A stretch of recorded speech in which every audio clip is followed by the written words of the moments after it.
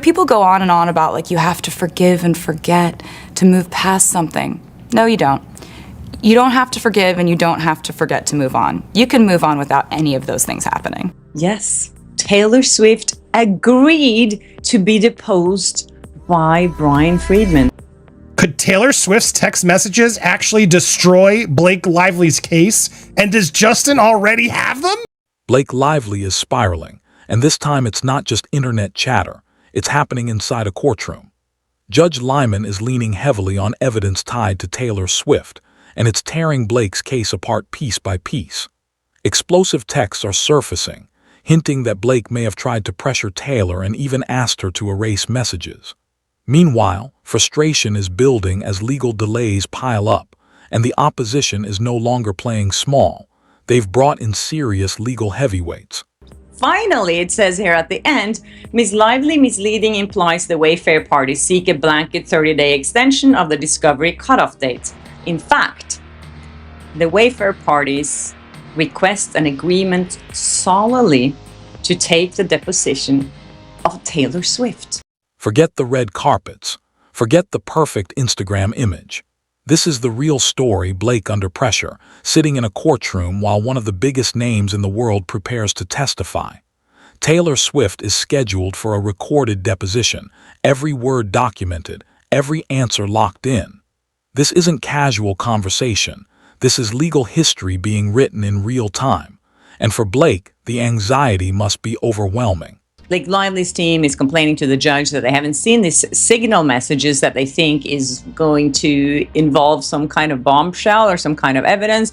And they're complaining to the judge that they haven't been able to see them yet. And Baldone's team is saying that we are willing to give it to you, but it takes a while to retrieve these messages. This is where things start to unravel. The court had already ordered key messages to be handed over, but delays followed. Stalling, hesitation, avoidance, it all raised questions. The judge made it clear, those texts are part of the case.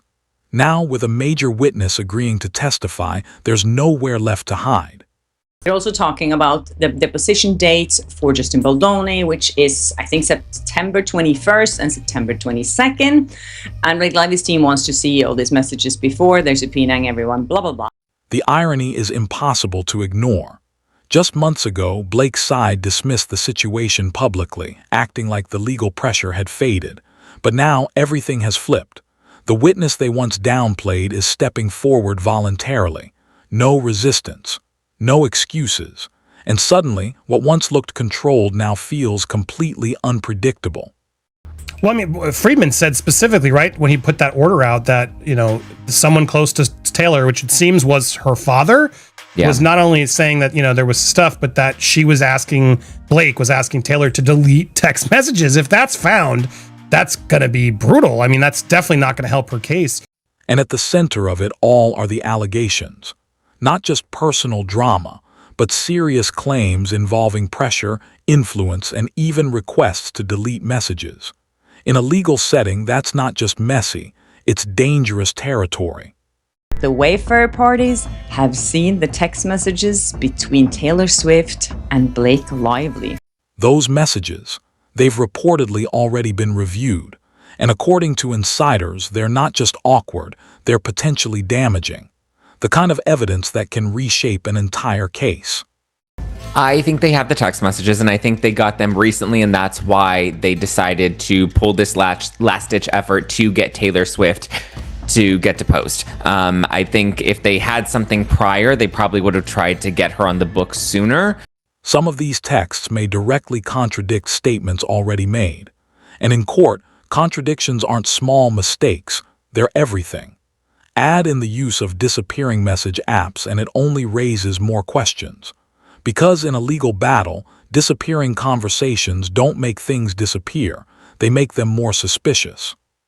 But, Taylor's legal team made it clear that they were only notified 3 days before that they were even being dragged back into this for a deposition. So I think that's probably when they got the text messages. We do know that Lyman ruled in favor of the Wayfair parties to get the text messages. So I'm assuming they've now entered the group chat, and there's probably something in there that contradicts something that Blake has said.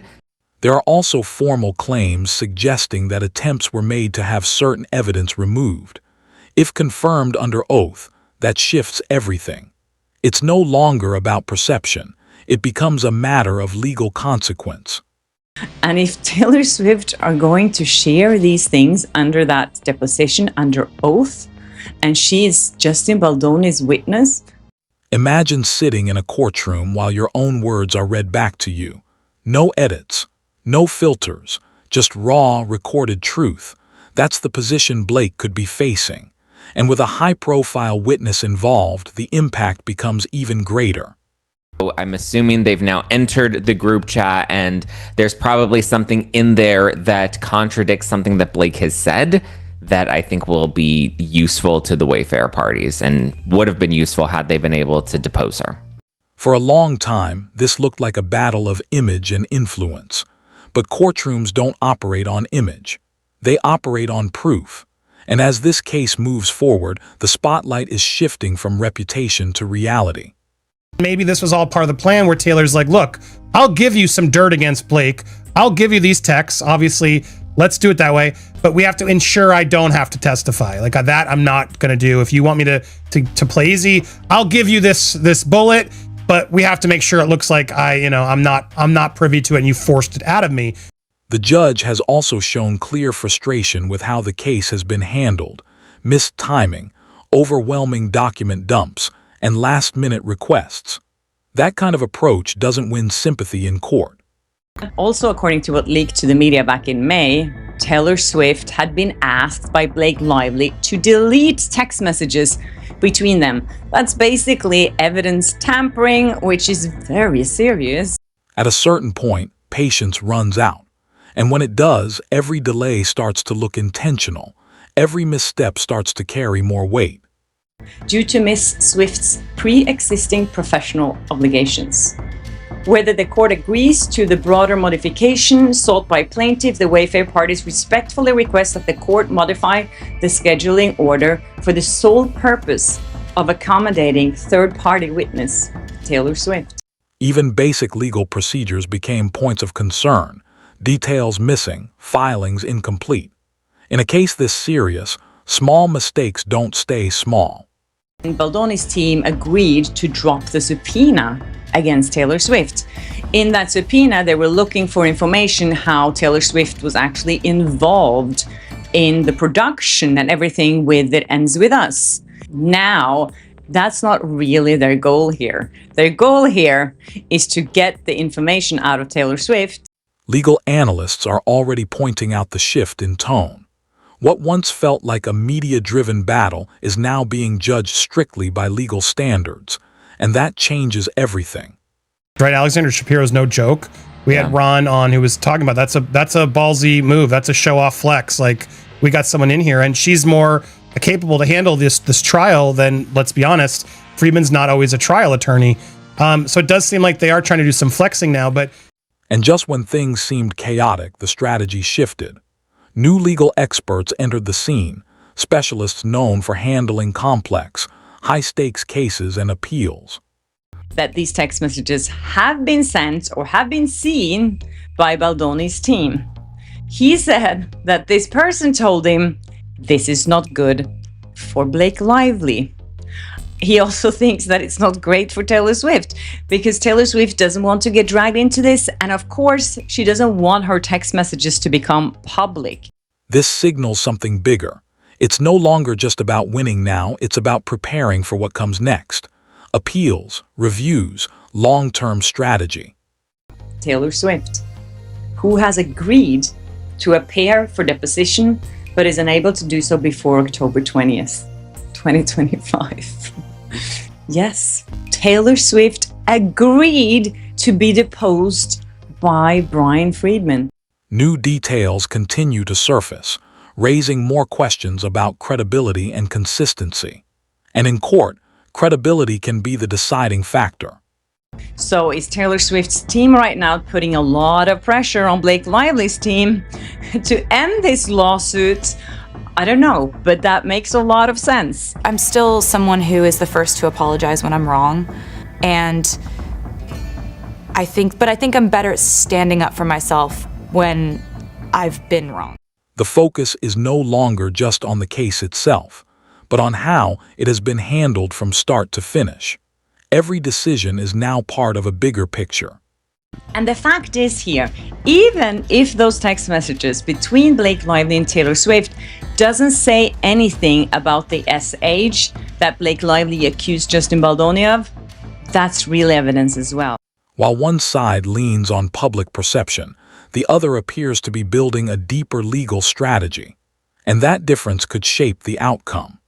Because we know that if there were some real value in there, Blake Lively would have probably used it already against Justin Baldoni. If she conferred in her best friend and told Taylor about this SH, that evidence would have been out there, and it's not.